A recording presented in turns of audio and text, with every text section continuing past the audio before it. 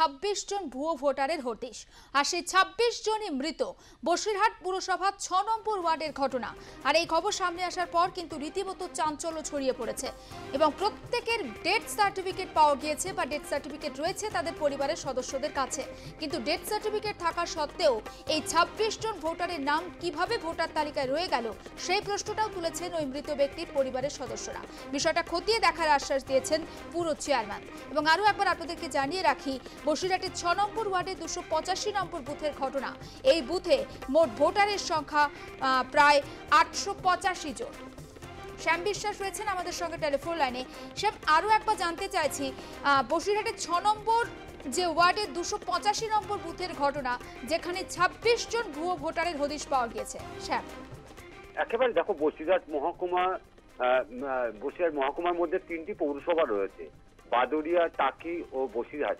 এই বসিরহাট পৌরসভার যে 23টি ওয়ার্ড রয়েছে, সেই 23টি ওয়ার্ডের মধ্যে যে 6 নম্বর ওয়ার্ড রয়েছে, সেই 6 নম্বর ওয়ার্ডের একাধিক বুথে দেখা যাচ্ছে যে ভুয়ো ভোটার, অর্থাৎ মৃত, কেউ 10 বছর, কেউ 5 বছর, কেউ তারও বেশি সময় আগে মারা গেছে, তাদের ডেথ সার্টিফিকেট দেওয়া হয়ে গেছে।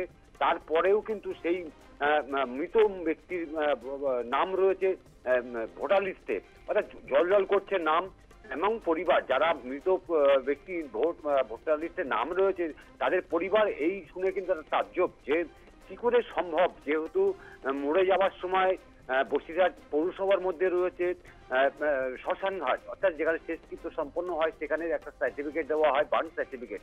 সেই সার্টিফিকেট জমা দেওয়ার পরে মিউনিসিপ্যালিটি তার আই কার্ড বা বিভিন্ন প্রমাণপত্র নিয়ে তারপর তাকে ডেথ সার্টিফিকেট তুলে দেওয়া হয় পরিবারের হাতে।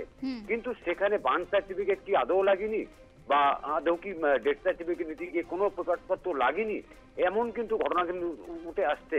এখানে কিন্তু একেবারেই যে পৌরসভার ভাইস চেয়ারম্যান রয়েছে সুবীর সরকার, তিনি একেবারেই বলছেন যে নির্বাচন কমিশনকে আমরা জানানো সত্ত্বেও এই ভোটার তালিকায় নামটা রয়েছে। কি করে সম্ভব?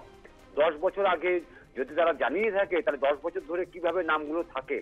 স্ক্রুটিনি যখন হয় প্রতি বছর ইলেকশন বা নির্বাচনের আগে, নির্বাচন কমিশন প্রতিটা বুথ ধরে তারা স্ক্রুটিনি করে এবং কারা মৃত, কারা ভুয়ো বা সমস্ত রকম ভাবে তারা পরীক্ষা নিরীক্ষা করে। সেখানে কি করে এই ধরনের ঘটনা ঘটেছে, পুরো দায় কিন্তু নির্বাচন কমিশনের ঘাড়ে তারা দোষ চাপাতে চাইছে, কিন্তু আদৌ সেটা সম্ভব নয় এবং আইনত সেটা হয় না। যেহেতু পৌরসভা থেকে তার ডেথ সার্টিফিকেট দেওয়া হয়, সেই সময় খাতায় তার নাম কেটে দেওয়া হয়, ওয়ার্ডের থেকে যেসব সুবিধা পায়, সরকারি সুবিধা, সেগুলো থেকে সে বঞ্চিত করে দেওয়া হয়। সেখানে কি করে এই ভুয়ো ভোটার সেখানে জল করছে, এই নিয়ে কিন্তু একেবারেই কিন্তু মানুষ কিন্তু তাজ্জব বেড়ে যাচ্ছে। এবং একেবারে নজর রাখো শ্যাম, আপাতত ধন্যবাদ।